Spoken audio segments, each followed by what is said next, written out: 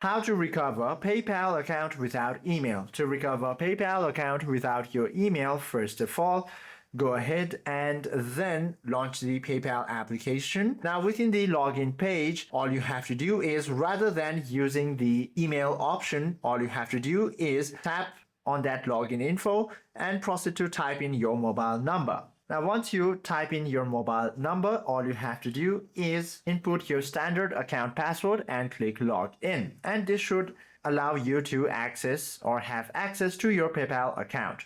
Or what you can also do is use the email recovery tool. Simply launch the application, then within the login page, tap the forgot email option, type up to 3 potential email addresses you might have owned or assigned to the profile. Then click next. If a match is found in the system database, PayPal will reveal the correct username so you can proceed to sign in or reset your password.